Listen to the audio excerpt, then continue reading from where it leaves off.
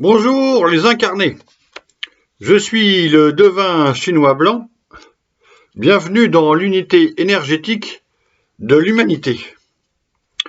Si je vous dis que tout est écrit, c'est vrai. Si je vous dis que rien n'est écrit, c'est vrai aussi. Alors aujourd'hui, on va développer ce paradoxe et vous expliquer en quoi les deux sont vrais, à la fois. La difficulté est de comprendre ce qui est écrit et ce qui dépend de la personne, de soi, de toi, de moi. C'est pourquoi pour cette énergie du Créateur, je vais vous parler aujourd'hui de l'énergie 1 du Créateur. Je vais commencer par vous lire ce qui est écrit dans le texte des traits, que je vous conseille de noter, ok? Et pour tous ceux qui vivent dans cette énergie. Alors, je vais vous lire le texte des traits qui raconte une histoire particulière, en langage symbolique. C'est l'histoire de l'envol et du vol d'un dragon. Ensuite, je vais vous montrer comment 5 grands personnages de l'histoire ont vécu dans cette même énergie, de manière différente, parce que ce ne sont pas les mêmes personnalités, parce qu'ils ont leur liberté, libre arbitre et souveraineté, on dit en ce moment, mais qu'il y a des ressemblances plus que notables dans leur parcours, leur destin et destinée. Donc c'est de faire le lien et la différence entre c'est quoi le destin et c'est quoi la destinée. C'est quoi ce qui est implacablement écrit et c'est quoi le chemin où je marche. C'est la même chose. Et on va voir les nuances où ça se passe. Donc les 5 grands personnages, c'est Alexandre le Grand, chez les Grecs donc. On a le premier empereur chinois en Chine. On a le prophète Mohammed à Médine. Et on a Charlemagne en France et on a Gengis Khan pour la Mongolie. À des époques différentes. Donc je commence par rappeler le sommaire et après je fais des biographies succinctes pour pas que ce soit trop long. Donc l'univers est vivant, pour ceux qui prennent tout le truc en cours, je rappelle vraiment le décor, le minimum. L'univers est vivant, il est composé de 8 éléments, le ciel, la terre, l'eau, le feu, la montagne, le tonnerre, le vent, la brume. Ces 8 éléments multipliés par eux-mêmes forment les 64 hexagrammes, les 64 énergies qui sont décrites dans le Yi Jing, le livre chinois que j'étudie, que je vous présente et transmets la connaissance. L'hexagramme 1, où je vais parler de énergie 1, s'appelle le créateur. C'est l'élément du ciel redoublé, c'est-à-dire que en termes de traits, c'est 3 yang, ça fait 6 yang. On ne peut pas se tromper. Ça fait un carré solide. Il est formé donc de 6 traits yang. Il définit le masculin et il n'y a donc pas de femmes dans cette énergie, il n'y a que des hommes. Pareil, dans l'hexagramme 2, qui s'appelle l'énergie de la réceptivité, c'est l'élément de la terre avec redoublé, terre en bas, terre en haut, et il est formé de 6 traits yin, à chaque fois brisés, 6, et ça définit le féminin. Donc il n'y a pas d'homme dans cette énergie. Ce couple de l'énergie 1 du créateur et l'énergie 2 de la réceptivité forment un couple qui engendre les 62 autres énergies. C'est comme ça qu'est structuré le Yi Jing et la pensée des transformations. Ok ? Et donc, pour les 62 autres énergies, de l'énergie 3 à 64, il y a autant de femmes que d'hommes. Ok ? C'est indifférencié. Ok. Je passe là-dessus. Donc, la particularité, je suis obligé d'en parler, de ce couple du ciel et de la terre, c'est que après le développement des 6 périodes de vie, après le développement des 6 traits, il y a une 7e période qui correspond à leur œuvre qui leur survit. Ok, je reviendrai au moment opportun, à la fin de la vie des 5 grands personnages. Dans la structure savante du livre des mutations, ce couple de yin et yang engendre donc les 62 autres énergies. Voilà. Parmi les 10 études de chaque hexagramme, le texte des traits est la plus divinatoire. On est vraiment aujourd'hui au cœur de l'art divinatoire de la magie jaune. C'est ça que j'essaye de vous faire comprendre, de vous montrer. On doit se brancher en mode intuitif. Le texte des traits est une trame sacrée. Normalement, elle est versifiée et rimée, ok, mais c'est impossible à rendre en traduction, française en tout cas. C'est une énergie de la destinée formulée en langage symbolique. En fait, ce langage symbolique, il correspond à l'ADN qu'il y a en nous. Mais là, il a été formulé dans ce sont des formules magiques qui sont vivantes et qu'il s'agit de réveiller. Alors, le Yiking existe en dehors de nous, c'est le livre, mais il réveille des codes génétiques qui sont en nous. C'est ça la trame divinatoire du Yiking. Et ce qui est aussi difficile à comprendre, c'est que même ce qui est en nous, c'est présent, c'est déterminé, il faut l'activer, mais la manière dont ça fonctionne, ça dépend aussi de notre volonté, de notre libre arbitre. C'est pas quelque chose de fixe, c'est le langage symbolique et l'ADN, c'est quelque chose de malléable qui est vivant selon notre liberté, notre impulsion de liberté. Libre arbitre. Ok? Donc c'est à la fois omniprésent, on ne peut pas faire sans, et souple, malléable. C'est les deux à la fois. C'est ça qu'il faut comprendre. Et les Chinois disent qu'il faut épouser le Tao, donc rentrer dans l'harmonie des deux. Là où c'est à la fois écrit et pas écrit. Jongler avec ça, ou danser avec ça, c'est plus joli. Donc je vais recopier l'étude du texte des traits. Je vais vous lire le texte des traits, trait après trait. Je vous conseille, vous faites ce que vous voulez, de l'écrire. C'est pas très long, hein. Il y a 200-300 sentences par fois 6 traits, et plus le 7e trait. Mais au moins vous allez comprendre le défilé des choses, même si je vais citer les traits au fur et à mesure après, mais je vais pas redéfinir à chaque fois, c'est trop long. Donc, les 6 traits de l'hexagramme se lisent de bas en haut.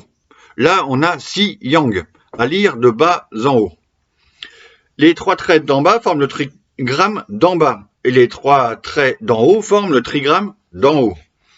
Dans l'histoire du vol du dragon, que raconte cette énergie une du Créateur, le trigramme d'en bas raconte le début de l'envol du dragon. Au début, c'est un bébé, après, c'est un enfant, ça devient un ado. C'est les 3 premiers traits. Et donc, c'est un envol. Et après, pour le deuxième trigramme du haut, on va avoir le vol et la fin du vol. Ok? Et donc, au yang d'en bas, vu qu'on commence à lire par en bas, l'action est prématurée. L'énergie de ce yang se formule en 2 sentences. Dragon tapis dans l'onde et ne pas agir. Le deuxième yang est inexpérimenté. L'hexagramme de ce yang à la deuxième place se formule en 2 sentences aussi. Dragon visible dans le champ et profitable d'aller voir quelqu'un d'envergure. Au troisième yang, la force créatrice du dragon s'incarne dans le personnage symbolique du chef accompli. Là, on est dans le jargon du Yiking.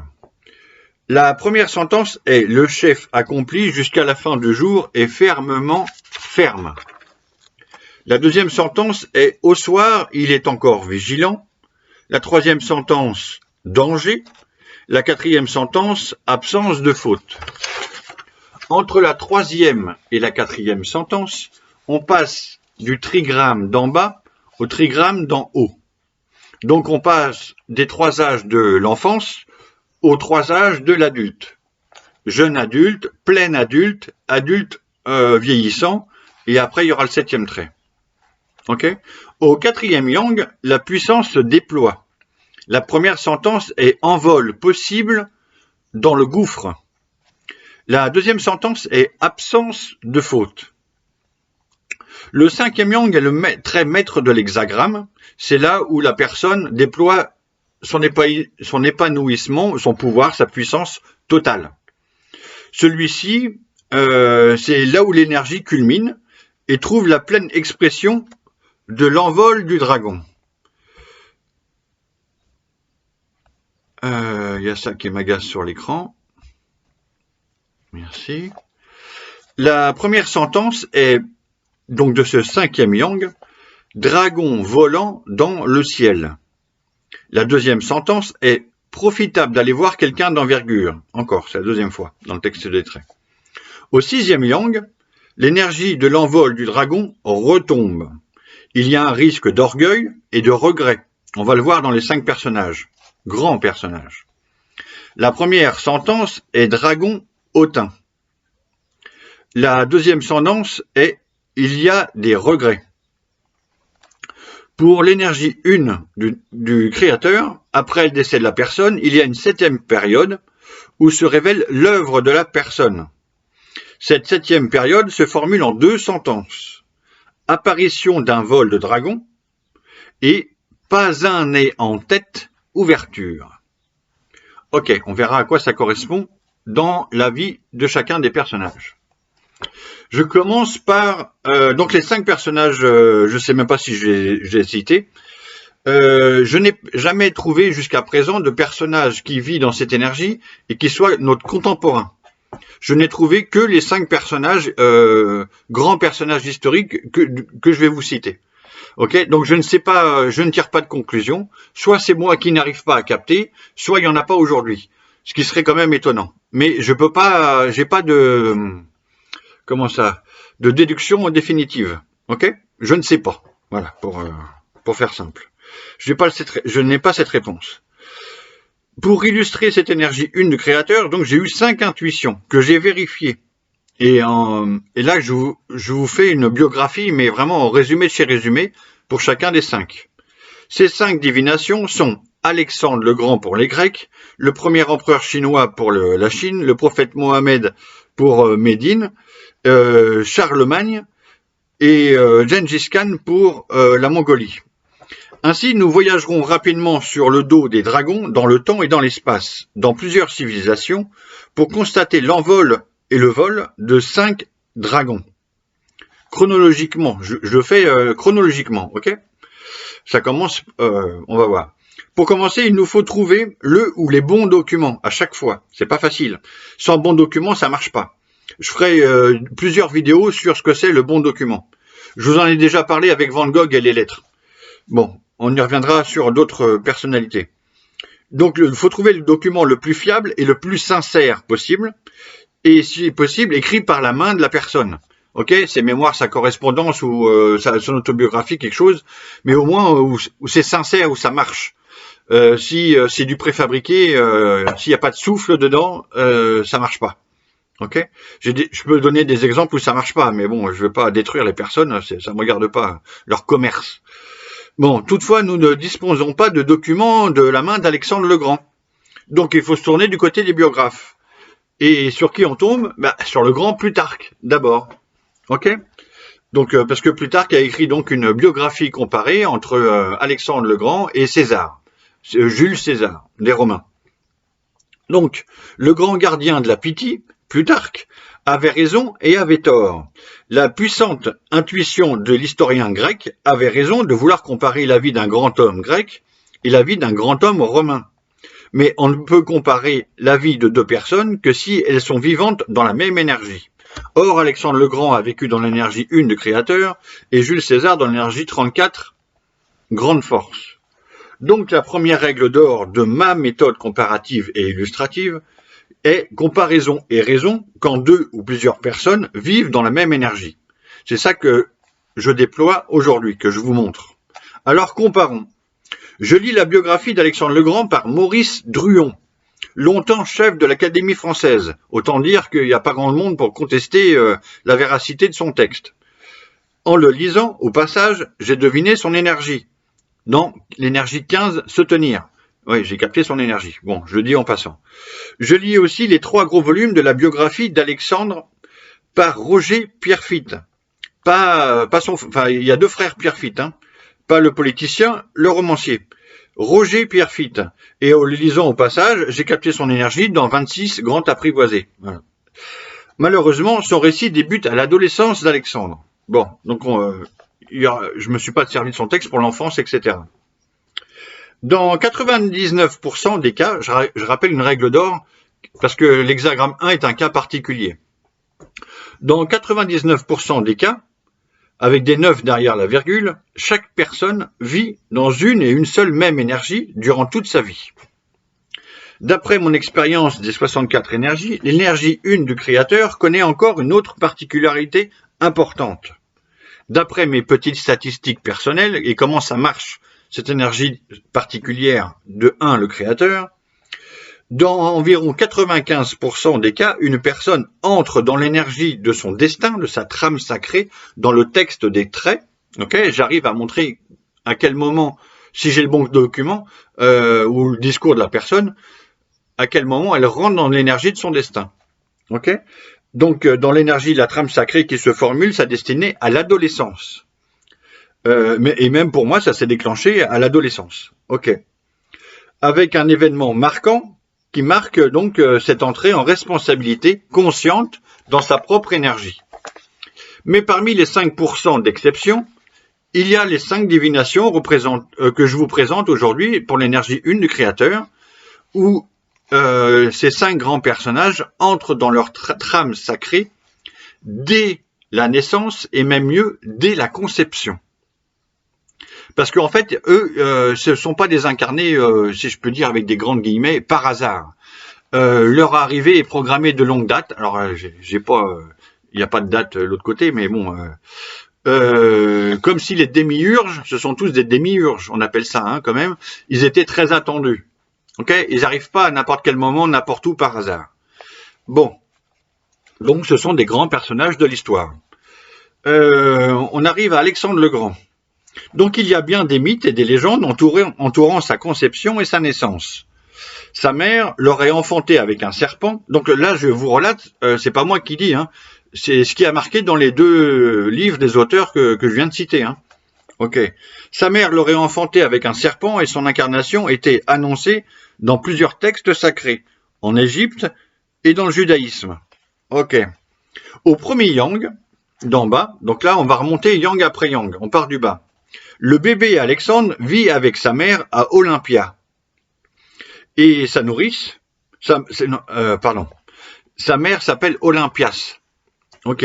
Et sa nourrice, ils vivent à la cour de Péla, qui est la capitale de la Macédoine. On n'est pas encore en Grèce unifiée. On est juste avant la Grèce unifiée. C'est lui qui va unifier la Grèce, toute la Grèce. Et puis la civilisation grecque. Ok. Donc la Macédoine, géographiquement, elle existe encore, elle est au nord de la Grèce péloponnèse, si on peut parler comme ça. Bon, au 2e yang, son père, Philippe, est sacré roi de Macédoine, et donc Alexandre devient le dauphin désigné, le jeune dragon visible dans le champ. Il faut se rappeler qu'au 2e trait, donc, il y a un père qui devient roi, et que le dauphin, son dauphin devient le jeune dragon visible dans le champ. Ça va se répéter. Ok ? De personnage en personnage, plusieurs fois. Pas forcément à chaque fois, mais plusieurs fois. Pour le personnage d'envergure que raconte Alexandre, on peut se rappeler de ses précepteurs, Lysimaque et Léonidas. Alexandre récite Homère par cœur. Ok ? On est dans le monde grec. Au 3e yang, le chef accompli est ferme. Pour Alexandre le Grand, c'est le célèbre épisode de son cheval Bucéphale et de l'enseignement d'Aristote à Alexandre entouré de ses jeunes frères d'armes. Alors, je ne peux pas tout vous raconter, ça ferait trop long pour les 5 biographies. Alexandre dompte un cheval que personne n'arrive à dompter parce qu'il le met face au soleil pour qu'il n'ait plus peur de son ombre. C'est la légende qui raconte ça. Et son cheval, et donc il le dompte, il l'obtient de son père. Et Bucéphale va être monté par Alexandre durant toute sa campagne. Et le jour où il meurt, Alexandre donne le nom de la ville Bucéphalia. Voilà. Et il y a l'enseignement d'Aristote. On sait que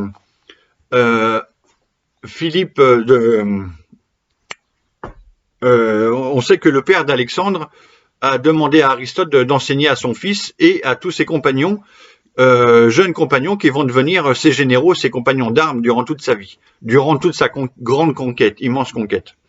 Ok. Je peux pas développer Aristote maintenant non plus. Au troisième yang, le chef accompli est ferme. Pour Alexandre, c'est le célèbre épisode de son cheval bucéphale et l'enseignement d'Aristote. Ok. Lors de ce troisième sentence, le roi Philippe met son fils Alexandre en situation guerrière. Il l'amène avec lui en bataille, avec un premier combat et une expérience de la régence en son absence. Il lui prête le trône quelque temps. Le danger a lieu à la bataille de Chéronée.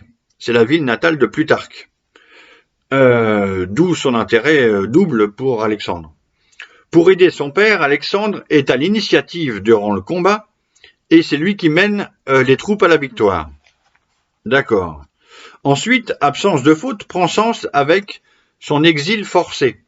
Parce que son père prend une seconde femme, donc la mère d'Alexandre est passée en exil et il est obligé de suivre sa mère en exil. Donc c'est chaud c'est chaud un moment, et quelques années plus tard, le roi Philippe rappelle son fils auprès de lui. Ici, on passe de l'interne à l'externe, on passe de l'envol au vol du dragon. Ok.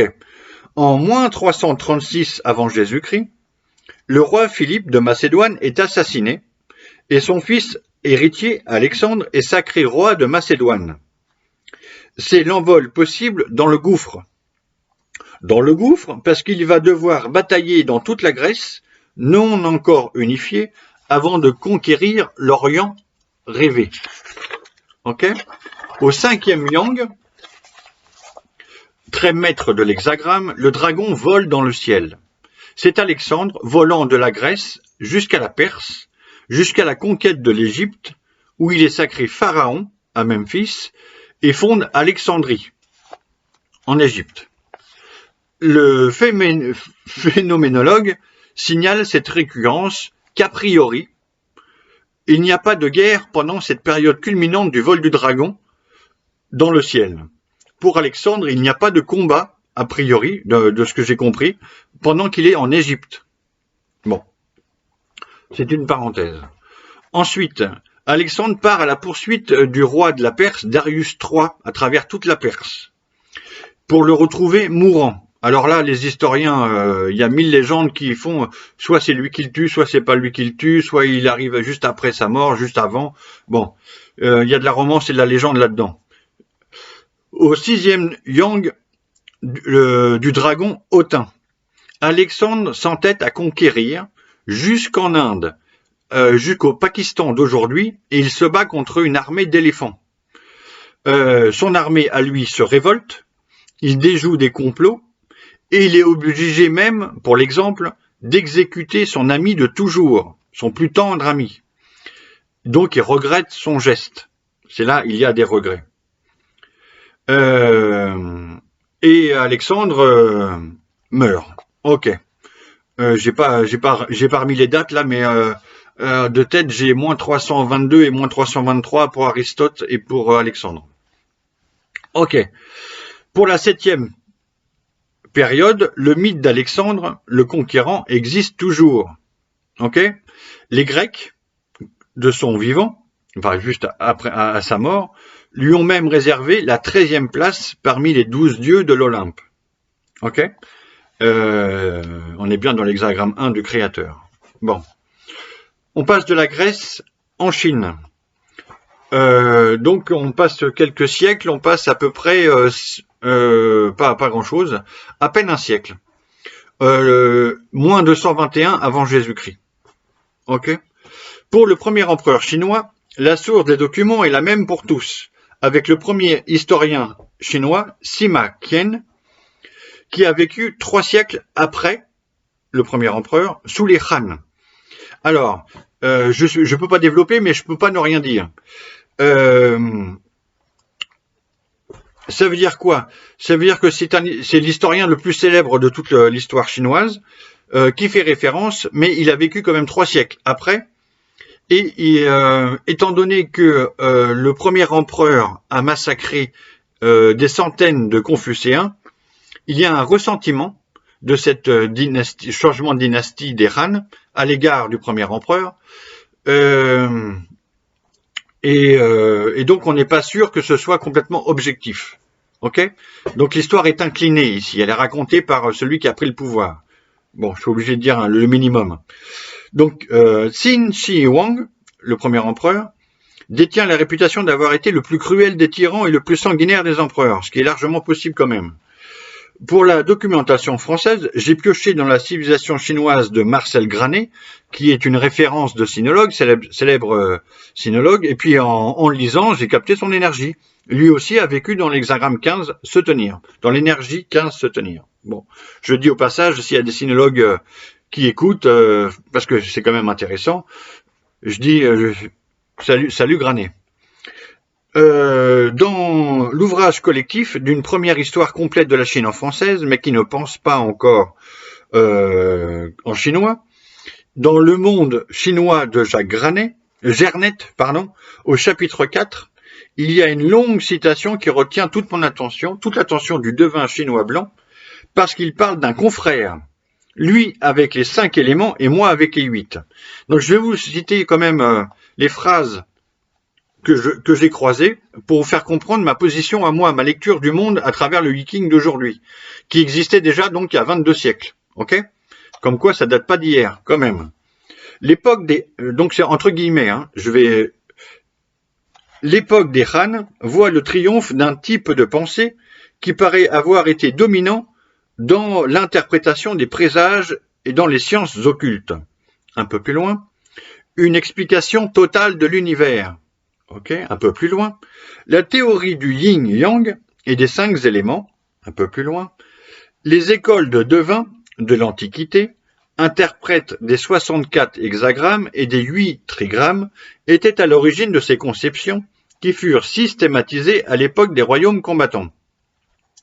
Le plus célèbre théoricien est Zhu Yan, moins 305, moins 240.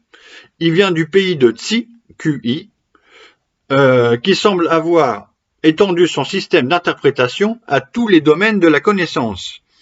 Oui, on arrive à une connaissance totale depuis cette énergie-là. Okay, depuis cette connaissance, on voit toutes les autres connaissances. La thèse fondamentale de Zhu Yan met en relation la succession des pouvoirs politiques avec celle des 5 éléments. Alors ça, j'y reviendrai parce que j'ai écrit aussi une histoire chinoise de 1850 à 1997 et je vous montrerai comment ça marche, cette pensée-là en action, ok? Cette pensée chinoise. Mais pour l'instant, j'applique plus aux généralités. Ces théories dominent au moment où les pays chinois sont unifiés par le royaume de Qin. Lu Bowei, riche marchand du Henan, conseiller des princes de Qin, puis ministre du premier empereur jusqu'en moins 237. Lu Bowei avait réuni une sorte de cour privée qui comptait près de 3000 personnes de talent originaires de Tsi, le pays de Zhu Yan, et des magiciens taoïstes de Zhao et de Zhou. C'est 2 autres pays, pays de Zhao, pays de Zhou. Mais il y a plus. Tout le nouveau rituel de l'empire des Qin est établi en fonction des théories relatives aux 5 éléments et du système de correspondance entre éléments. Bon, moi, rien qu'à relire ces textes-là, j'étais en pleine jubilation et en pleine joie. J'avais l'impression de retourner à la maison, ok? Alors, comment je peux vous le résumer? En une métaphore vivante, un peu exagérée pour forcer le trait. Si à sa fondation, en moins 221, l'Empire chinois était un arbre, Qin, le livre des mutations, le Yiking, serait ses racines. Ok? L'idée, c'est qu'il ne pourrait pas avoir d'empire chinois qui se fonde sans l'art divinatoire du Yijing. Ok? Bon, c'est comme ça que moi je perçois et je ressens le truc. Après, je pense que tout le monde ne va pas être d'accord avec ça, mais bon. Granet rappelle que les étrangers ont nommé la Chine d'après la prononciation de cette dynastie Qin. Qin, le nom de la dynastie, est devenu Chine. Ok, du premier empereur. Le sinologue nous dit aussi que le premier empereur n'a pas eu de naissance miraculeuse. Bien au contraire, pour se venger de sa cruauté ou de sa fermeté, La tradition confucéenne le qualifie de bâtard, né d'une concubine enceinte. Là, il faut le rappeler qu'il a fait exécuter plusieurs centaines de Confucéens. Donc l'histoire a eu tendance à se venger en racontant son histoire à lui. Ok. Le phénoménologue remarque que ce raccourci amalgamé peut aussi ressembler à celui d'Alexandre le Grand. Bon. Pourtant, que les Tsines s'emparent des chaudrons dynastiques des Zhou engendre nécessairement, cela suffit à l'émergence d'une évidence imminente. Un nouveau grand roi va fonder une nouvelle dynastie. Ok, ça c'était de la pensée chinoise. Dans la pensée chinoise, c'est complètement logique ce qui se déroule. Bon, on retourne sur la vie du premier empereur. À sa naissance, le 18 février moins 259, le futur premier empereur s'appelle Zhao Zeng. Il naît à Andong, capitale du royaume de Zhao, terre natale de sa mère. Mais son père, prince de Tsin, y est retenu en otage avec sa famille. Ne pas agir. Grâce à l'aide du riche Lu Bo-wei, son père réussit à s'enfuir, en laissant l'enfant et la mère à Zhao. Okay. Dragon visible dans le champ. Zhao a 8 ans, quand son père devient le prince héritier, dont la femme et le fils peuvent à présent le rejoindre dans la capitale de Tsin. Okay. Donc là aussi, ça se répète, dragon visible dans le champ, l'enfant devient le dauphin. Ok. Profitable d'aller voir quelqu'un d'envergure. À la suite de plusieurs décès successifs, Zeng, âgé de 13 ans, monte sur le trône. Trop jeune pour gouverner, Lu Bo-wei est son chancelier et sa mère sa tutrice. Le personnage d'envergure est Lu Bo-wei. Le troisième yang se déroule entre moins 238 et moins 231 avant Jésus-Christ. En moins 238, le jeune roi Zeng met fin à la régence et à la tutelle de sa mère afin de mettre le bonnet viril de sa majorité et de commencer à régner seul. Le jeune roi est ferme pendant l'épisode de Lao Hai, c'est-à-dire où sa mère, secrètement amoureuse, enfante 2 enfants avec un ambitieux qui tente de faire un putsch. Mais il déjoue le putsch et il tue tout le monde sauf sa mère qu'il enferme dans un coin. Stratège vigilant, le roi Zeng ordonne plusieurs transferts de population, notamment celle des grandes familles. Ok. Ça, c'est des choses qui se faisaient à l'époque et c'est des choses qu'il fait. Bon. Par une vision ésotérique, spirituelle ou matérialiste, si on observe la géographie de la Chine vue du ciel, okay, soit par une projection de conscience, soit par une sortie de corps, il y en a qui savent faire ça, Fraisse, soit par une vue de satellite d'aujourd'hui, on peut percevoir que la Chine est un dragon géant. Si je me place dans le ciel et que je regarde la terre et la surface de la Chine, je peux voir un dragon géant. Un dragon qui boit de l'eau, un dragon qui crache du feu, pas forcément destructeur, un dragon. Un dragon dont les frontières à l'époque de la Chine du premier empereur sont sensiblement les mêmes que celles d'aujourd'hui. Ça n'a pas bougé tant que ça. Ok. On passe au second trigramme du ciel qui court de moins 230 à moins 210. Le vol possible dans le gouffre correspond à la décennie guerrière des conquêtes de tout le royaume combattant par le royaume de Tsin entre moins 230 et moins 221. L'absence de faute rappelle l'épisode où son grand général âgé, qui a commencé à conquérir tous les pays alentours, est victorieux et prend sa retraite. Mais en plaçant son fils connaît la défaite. Donc, le premier empereur, qui va devenir le premier empereur, le roi, est obligé de rappeler le vieux général, qui va finir la grande conquête. Ok ? Tout ça, ce sont des passages que tous les Chinois apprennent à l'école. Ok ? Nous, occidentaux, on n'a pas connaissance de ça, mais c'est leur histoire. Bon. Au 5e yang, le dragon vole dans le ciel. En moins de 121 avant Jésus-Christ, le roi Zheng de Qin a conquis tous les pays des royaumes combattants. Une commission, présidée par son premier ministre Li Si, doit décider d'une nouvelle dénomination royale et le roi de s'affirmer lui-même Qin Shi Huang. Qin Shi Huang Ti, on dit aussi. Le premier, Auguste, souverain. En résumé, l'empereur. Après lui, son fils portera simplement le numéro 2. Empereur numéro 2. Ok. Sauf qu'il n'y en aura pas de 3. Le dragon vole dans le ciel. Afin de pacifier et d'administrer son immense territoire, Qin Shi Huang voyage et inspecte pendant 3 années de suite tout le pays. Ainsi crée-t-il un peuple chinois unifié. C'est le début. Le personnage d'envergure est son premier ministre Li Si, un ministre légiste qui réforme tout l'empire. Au 6e yang, il y a une retombée énergétique du vol du dragon. En moins de 113, l'empereur opère une purge de son administration et ordonne de brûler presque tous les livres. Mais le Yi Jing, qui n'est connu sous sa forme définitive depuis peu, par rapport à cette époque, 2-3 siècles, puisque Confucius c'est moins 479, est épargné parce que c'est un livre magique.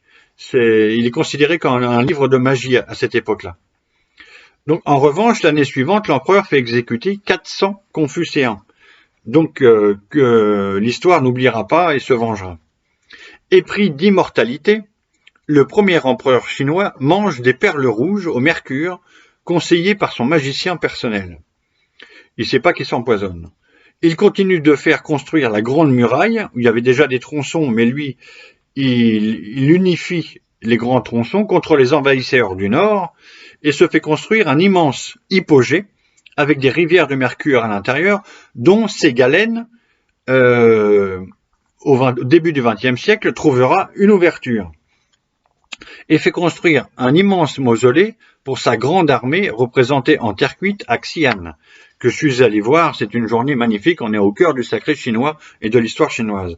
C'est une journée incroyable, hors du temps. Au cours de la 5e inspection de son empire, le premier empereur de la Chine décède en moins 210. Pour la 7e période, la dynastie Qin s'éteint rapidement avec son fils.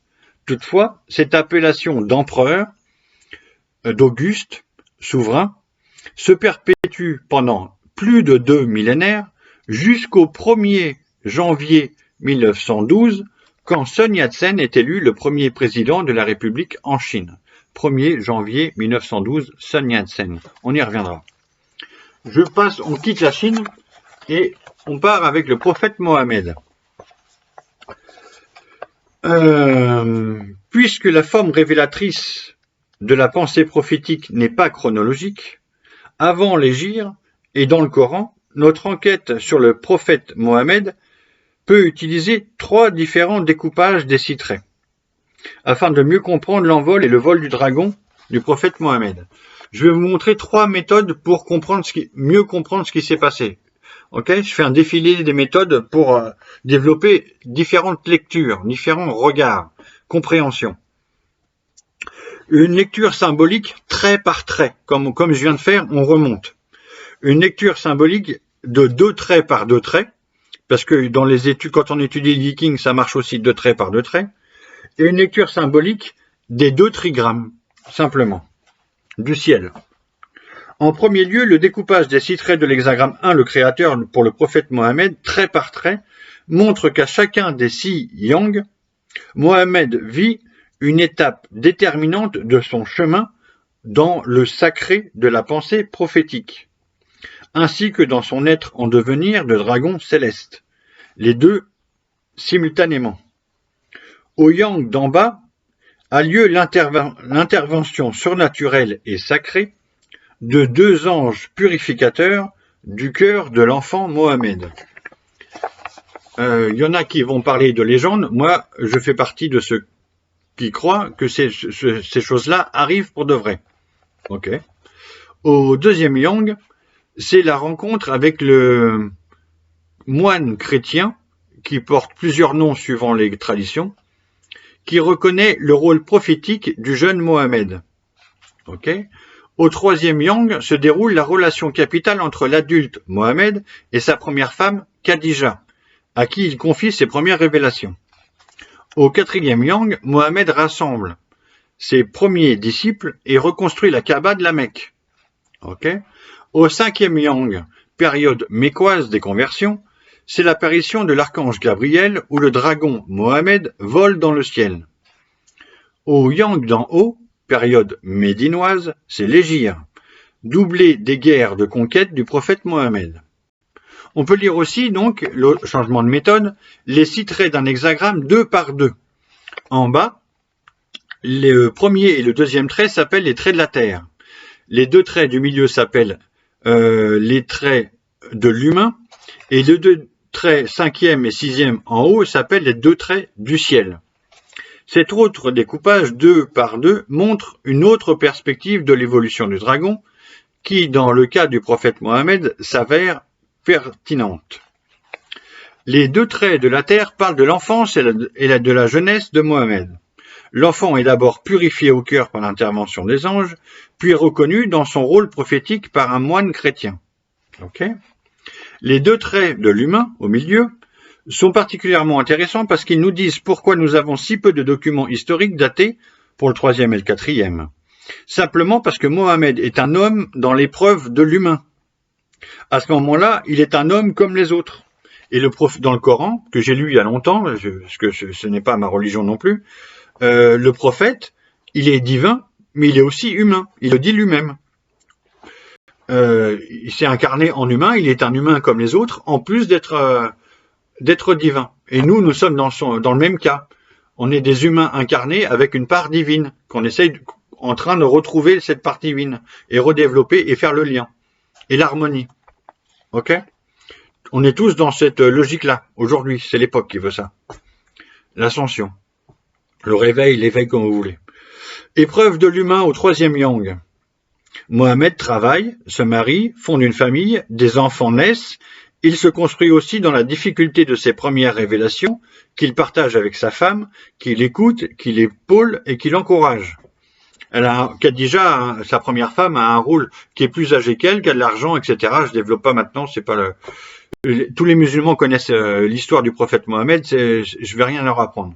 Ok ? J'invente rien là, je mets juste un pulse dans l'ordre des pièces à reconstituer. Épreuve de l'humain au 4e trait. Lorsqu'il s'agit pour Mohammed de prêcher et de rassembler ses premiers disciples autour du sanctuaire de sa religion à la Mecque. Bon, c'est ici que la lecture des 2 trigrammes du ciel éclaire le plus. Alors que le premier trigramme vit dans l'interne, le second trigramme du ciel se vit dans l'externe.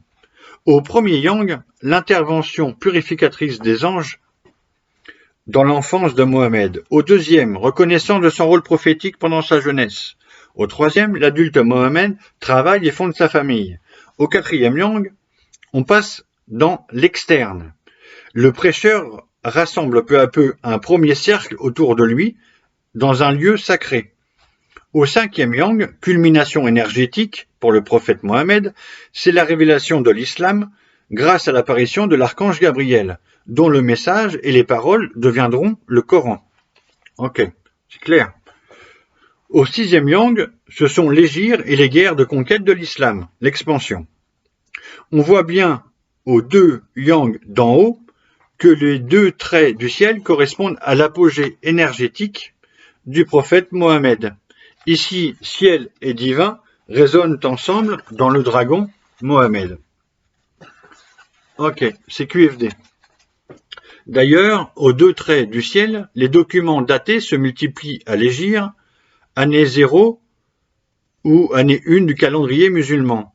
Les documents datés abondent parce qu'ils sont devenus historiques et sacrés. Ok. Au 7e, la période de l'énergie 1 du créateur Mohammed, ce sont les 4 premiers califes édifiant le Coran qui continuent l'expansion de l'islam. Donc la 7e période, quand l'homme Mohammed est décédé, c'est le Coran qui grâce aux 4 premiers califes, le Coran qui prend son envol, qui correspond au vol des dragons, ok, avec les califes. Donc la conception, je résume la conception. Dans la pensée prophétique du prophète Mohammed, tout se passe comme si un dieu nommé Allah voulait supplanter le polythéisme régnant en Arabie, où le commerce subit la rapine, quand même, sur le plan historique concret de l'époque, pour rassembler tout un peuple arabe autour de la foi en un Dieu unique. Il n'est pas arrivé par hasard n'importe où, le prophète Mohammed. Ok ? Il fallait unifier un peuple. C'est ce qu'il a fait. Et répandre sa personnalité, son énergie, sa parole, la parole de Dieu. Bon. Dans la pensée prophétique du judaïsme et du christianisme, dont le dernier prophète est l'héritier, la position du prophète Mohammed évolue constamment par étapes progressives, jusqu'au moment où, se reconnaissant lui-même de la lignée d'Abraham, les textes sacrés de l'Ancien et du Nouveau Testament, la Bible entière, est interprétée dans le sens d'une prophétie annonçant le fondateur de l'islam. Tout ça a évolué tout au long de la vie du prophète. La naissance. Entre la conception et la naissance de Mohammed, il y a la mort de son père Abdallah pendant la grossesse de sa mère Amina. Décédé environ 4 mois avant sa naissance, Mohammed naît orphelin de père. On sait qu'Amina a été assistée d'une accoucheuse dans la maison du frère aîné de son défunt mari, Abu Talib, vivant à la Mecque dans la tribu des, alors je ne sais pas prononcer, il faut m'excuser, Kreyash. Ok? Kraïch, Kreyesh, je sais pas comment on dit. Et je l'ai jamais entendu, donc je peux pas l'inventer. La tradition musulmane, calculant la date de naissance du prophète Mohammed par rapport à la date de sa mort, s'accorde sur la date approximative de 570 pour la naissance de Mohammed. On dit aussi que c'est l'année de l'éléphant, relativement à une guerre de l'éléphant qui se situe entre 569 et 570. Donc le Pulse. À présent, notre enquête s'élance vers la reconstitution du Pulse pour voir le sens de la vie du prophète dans l'énergie une du Créateur. Son histoire vécue en tant que dragon. Ok ? Donc sa naissance se situe en 570 à la Mecque et sa mort physique en juin 632 à Médine. Il se passe donc 62 ou 63 ans. Si je conserve mon intuition de départ, issue de mon expérience, considérant l'énergie une du Créateur comme un cas particulier, c'est-à-dire où l'entrée dans le texte des traits s'effectue dès la naissance, avec la naissance, j'obtiens une première donnée de 60 années. De cette donnée approximative, je calcule 60 années divisées par 6, par les 6 traits, pour encadrer et préciser les résonances des 2 trames. Un trait est égal environ à une décennie, et une décennie égale environ un trait. Donc c'est une première ébauche hypothétique pour essayer de voir comment s'assemblent les pièces du Pulse. Sachant par avance que le trait maître de l'énergie une du Créateur est le 5e yang, où culmine l'énergie, je remarque que le dragon volant dans le ciel correspond à la date de l'Hégire en 622. C'est la date fondamentale de l'islam et du prophète Mohammed. Quand l'archange Gabriel apparaît au prophète pour lui transmettre directement le message du Dieu unique Allah. Grâce à cette méthode intuitive de la pensée des transformations, avec ce simple calcul, j'ai donc formulé une première hypothèse, symbolique et chronologique, pour la vie et les événements vécus par le prophète. Ok ? Après enquête, après avoir reconstitué l'ensemble du Pulse des 6 traits de l'énergie du Créateur, le prophète Mohammed, il s'avère que mon hypothèse de départ, je l'ai confirmée dans le sens des faits historiques et symboliques. Ainsi, je peux conclure, très simplement, le premier yang de l'énergie une du Créateur parle de la première décennie de Mohammed, environ entre 570 et 580. Pour ceux qui voudraient faire une biographie développée, je vous donne les dates. Okay ? Le deuxième yang parle de la 2e décennie de Mohammed, entre 580 et 590. Le troisième yang parle de la décennie de Mohammed entre 590 et 600.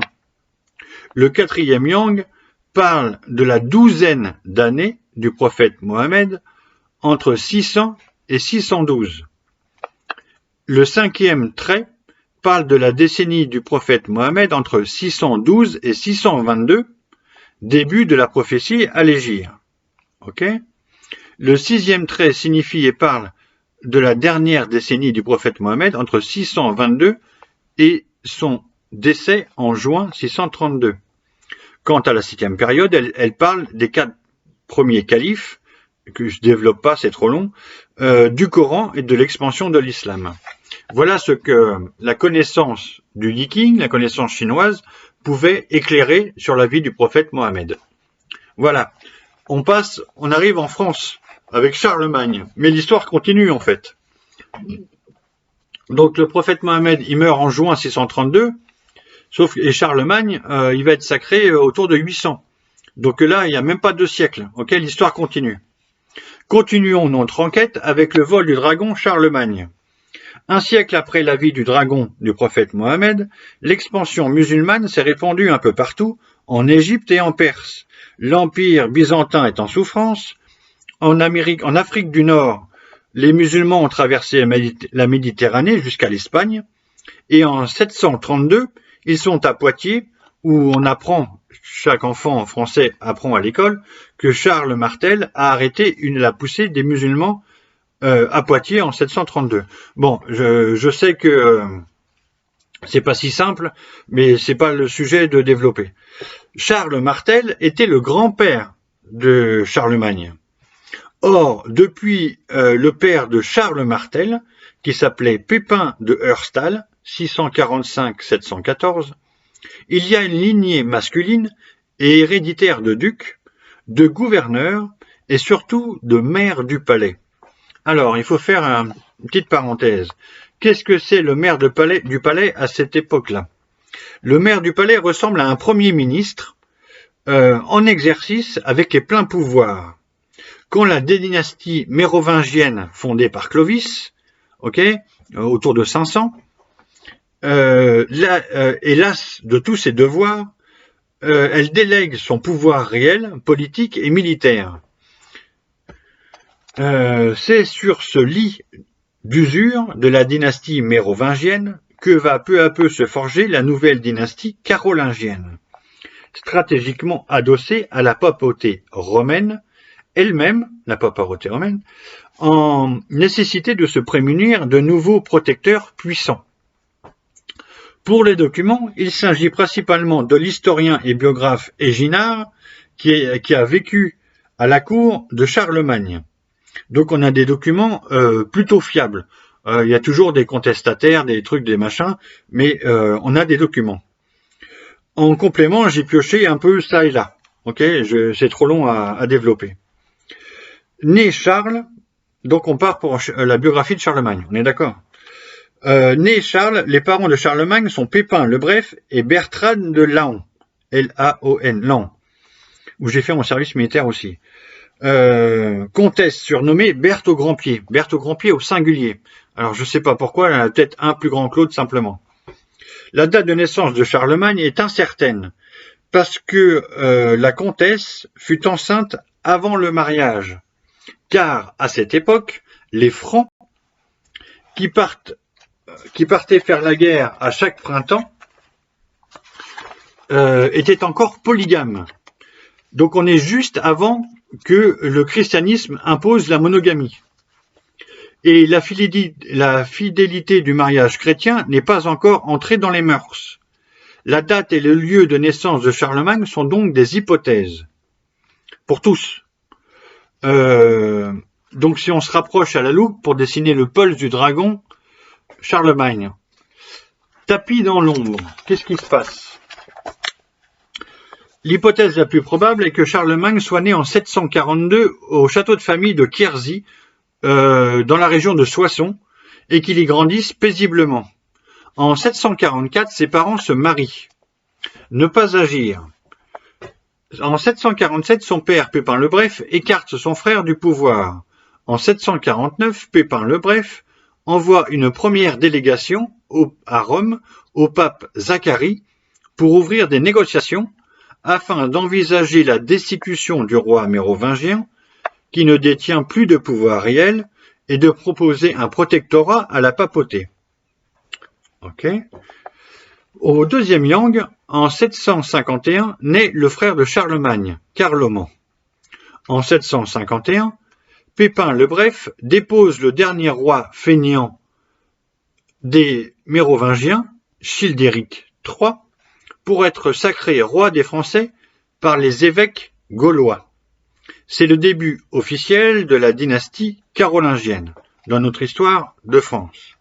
Charlemagne est devenu un prince, un jeune dragon visible dans le champ. On peut observer ici de quelle manière l'histoire se répète. Profitable d'aller voir quelqu'un d'envergure semble parler de 754, quand le jeune Charlemagne, âgé d'environ 12 ans, va accueillir sur le chemin le pape Étienne II, sur le chemin, afin qu'il consacre la dynastie carolingienne naissante avec l'onction papale sur le roi et sur les deux fils. Très important. Légitimité et geste divin. Ok. Absolution. D'un côté, le pape légitimise la dynastie nouvelle, de l'autre, le roi carolingien doit protéger la papauté romaine, notamment de la menace lombarde. Charlemagne offrira donc l'Europe sur un plateau avec des états pontificaux à toute la papauté. Et la papauté lui reprochera sa cruauté parce Charlemagne a été très cruel dans la conversion des Germains. Ok, les Allemands. Je développe pas, c'est trop long. Si je rappelle juste un truc qui m'a rappelé, c'est que avant qu'il soit converti, donc les guerres durent plus de 10 ans, c'est avec des atrocités des deux côtés, et donc les armées de Charlemagne brûlent un immense arbre sacré des Germains, auquel se réunissait le lieu sacré des Germains. Et ça m'a quand même interpellé, parce que les arbres, c'est plus que ce qu'on croit aujourd'hui. Le troisième Yang du dragon Charlemagne parle des 13 années agitées de son règne en 768 et 780. Par la lecture des deux trigrammes du ciel, interne et externe, on observe que Charlemagne reste dans une attitude passive vis-à-vis de l'Empire byzantin avant que l'impératrice Irène n'entre en scène, après quoi 1000 péripéties s'en suivront. Ok, c'était une parenthèse historique.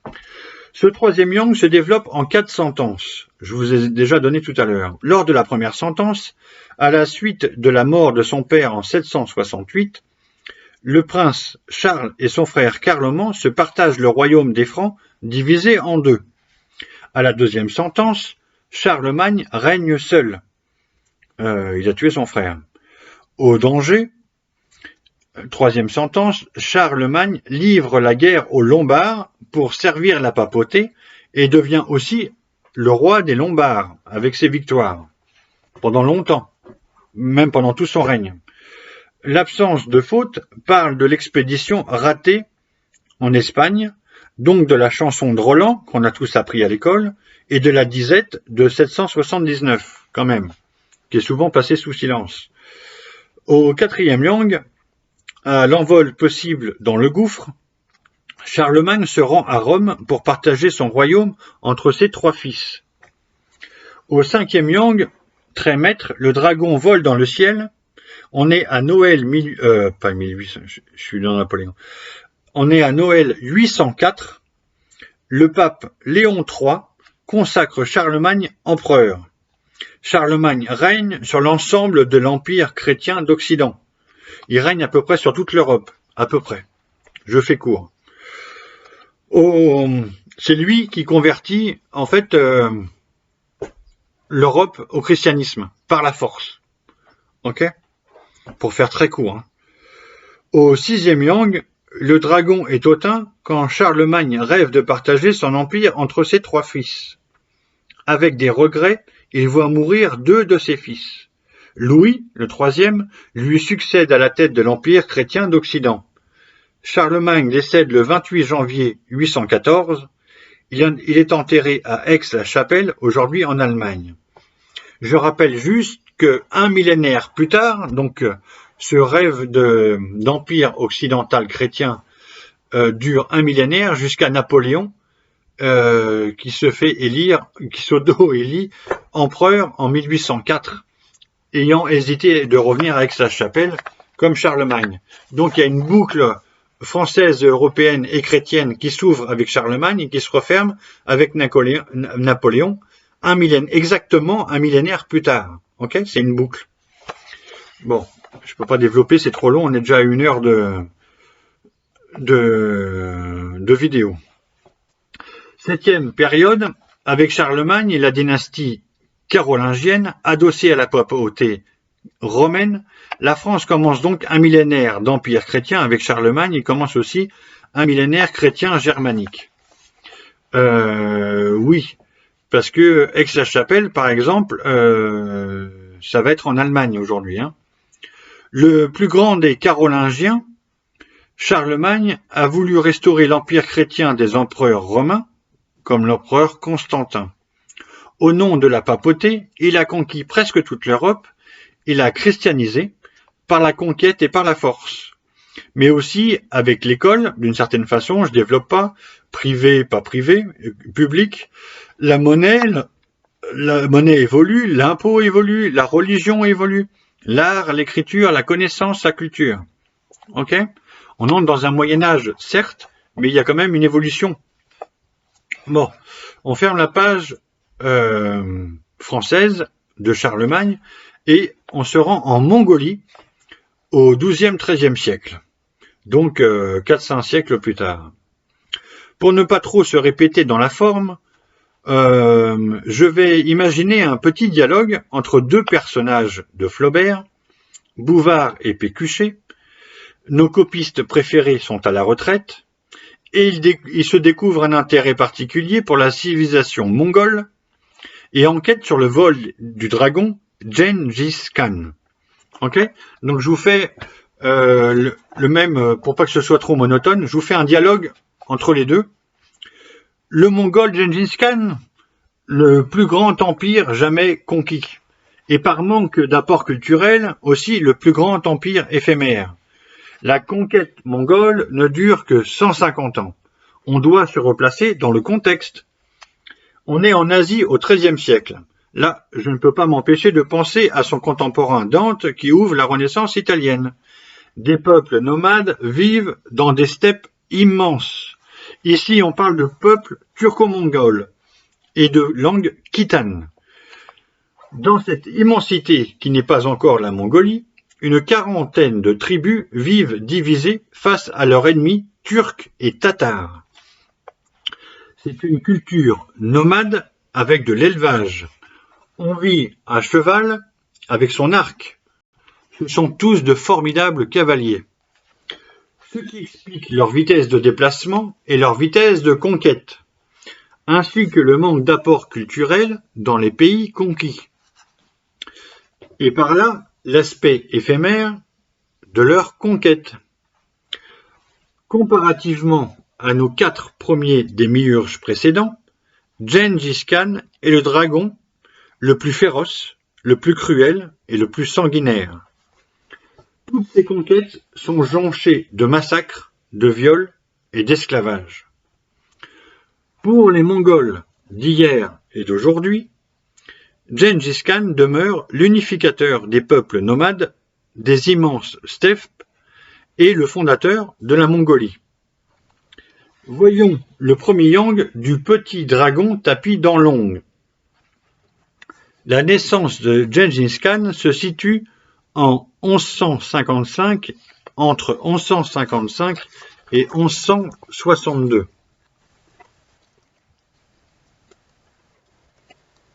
Son nom de naissance est Temujin, ce qui signifie le plus fin acier, consonance guerrière. on emprunte son avenir. Il naît dans une famille noble d'une tribu polygame. Son père est le chef de la tribu et il est le premier fils de son épouse principale. Sur lui repose l'avenir. Temujin aura 3 frères et une sœur. Au 2e yang, le dragon est visible dans le champ. À 9 ans, Temujin est fiancé à Bort, qui vit dans une autre tribu. Selon la coutume, il doit vivre et travailler dans cette autre tribu pour gagner le prix de sa future femme. Promesse d'alliance et de vie nomade difficile. Peu après son départ, son père meurt empoisonné. Il est trop jeune pour prendre la succession. Au 3e yang, Temujin a une vingtaine d'années. Vers 1181, Temujin épouse Bort. Il gagne en statut social. Bort est enlevé et Temujin part en guerre pour délivrer sa femme et sa belle famille. Quand il libère sa femme, elle est déjà enceinte. Oui, ils auront 4 fils. Jochi en 1182, Jogolai en 1184, Ogodai en 1186 et Tolui en 1193. Avec sa bravoure victorieuse et sa force et son courage, Temujin est considéré comme un puissant guerrier et un habile politicien. Sa renommée grandit et il revendique sa volonté d'unifier les tribus. Temujin, lui, né en 1193, Temujin a plus de 30 ans. Comme dirait Dante, il est à la moitié du temps de sa vie. Et au passage du trigramme du ciel interne au second trigramme du ciel externe. Au 4e yang, le dragon peut voler, mais quelque chose le retient encore. Vers 1195 et 1197, il entreprend une série de guerres et noue de nouvelles alliances avec les autres tribus. Il se fait élire Khan par l'assemblée des tribus. On l'admire et on le craint. Certains le rejoignent, dont ses 4 chiens féroces qui l'aideront dans sa grande conquête aussi déterminée qu'impitoyable. Sa fermeté résonne avec la fermeté de l'étude de la 10e aile. La fermeté est une autre façon de nommer cette énergie yang du dragon, la fermeté. En 1202, Khan est vainqueur des Tatars. Il domine la Mongolie orientale et bientôt la Mongolie centrale. Au 5e yang, très maître de l'hexagramme et apogée énergétique, le dragon vole dans le ciel. Entre 1203 et 1209, Khan mène 3 campagnes guerrières contre les Xia, avec lesquelles il conclut un accord. Si bien que des tribus turco-mongoles et les Ouïghours, qui sont déjà là et dont on parle encore aujourd'hui, qui se font massacrer au nord de la Chine, s'associent au Grand Khan pour conquérir la Chine. En 1206, l'Assemblée des terres mongoles le proclame Gengis Khan, le souverain universel. Souverain comme dans la définition de l'idéogramme Qian. Gengis Khan fait rédiger le premier code politique, moral et juridique des Mongols, le Yasa. En 1211 et 1213, les troupes conquérantes associées de Gengis Khan sont arrêtées par la Grande Muraille de Chine. Les cavaliers contournent la Grande Muraille en passant par la Mandchourie. En 1215, les Mongols prennent Pékin, qu'ils rebaptisent Khanbalik. Le conseiller de Gengis Khan s'appelle Liu Bingzong. Oui, c'est le personnage d'envergure du 5e yang. Il lui donne un précieux conseil dans une formule demeurée célèbre pour sa pertinence et sa véracité. Elle résume parfaitement toute la situation. Ouvrez les guillemets, on conquiert le monde à cheval, on ne le gouverne pas à cheval. Au 6e yang, le dragon hautain émet des regrets.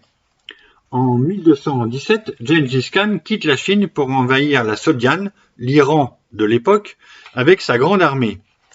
tandis que les Xia et les Jin de Chine s'allient contre lui. En 1126, Gengis Khan attaque les Tongutes. En février 1226, ses troupes s'emparent des villes côtières de la Chine du Nord-Est, dont Suzhou. La belle Suzhou, sa rivière, sa pagode, ses lettrés, où je suis passé. À propos des regrets, une légende raconte qu'un soir de bataille, Gengis Khan a une vision avec l'alignement des 5 planètes, et que cette observation de l'harmonie céleste le décide à ne plus tuer aveuglément. À la chasse, probablement en 1226, il chute de cheval et meurt des suites de ses blessures le 18 août 1227.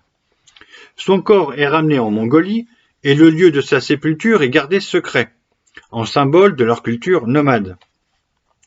Que dire de sa 7e transformation? Que dire de l'œuvre qu'il a laissée? Gengis Khan demeure l'unificateur et le fondateur de la Mongolie. Historiquement, Gengis Khan et ses descendants, pendant 150 ans, ont conquis le plus vaste empire jamais conquis. Environ 33 millions de kilomètres carrés, ça fait à peu près 60 fois la France. Les Mongols ont régné sur la Chine avec la dynastie des Yuan, jusqu'en 1370. L'empereur Kubilai est l'autre figure mongole marquante en Chine. Kubilai est Marco Polo, le Vénitien. Okay? En Chine, l'apport de Gengis Khan aurait été d'ajouter la dénomination Da à l'empereur, signe de sa grandeur et de son pouvoir universel et de son esprit de conquête. En 1370, alors que l'empire mongol chute et que la dynastie des Ming règne en Chine, apparaît un livre de l'histoire mongole, le Yuanshi. La science d'aujourd'hui raconte quelque chose de l'empire mongol d'hier. C'est quoi? L'empire mongol a laissé une empreinte indélébile et invisible dans les gènes d'une grande partie de la population mondiale d'aujourd'hui. Il y a eu tellement de massacres et de viols qu'il y a beaucoup de populations qui a un gène ou deux, quelques-uns de Gengis Khan, qui remontent à Gengis Khan jusqu'au Mongol. Voilà la fermeté du Créateur. Je vous remercie pour cette enquête sur le vol des dragons et de l'énergie 1 du Créateur. À bientôt, les incarnés.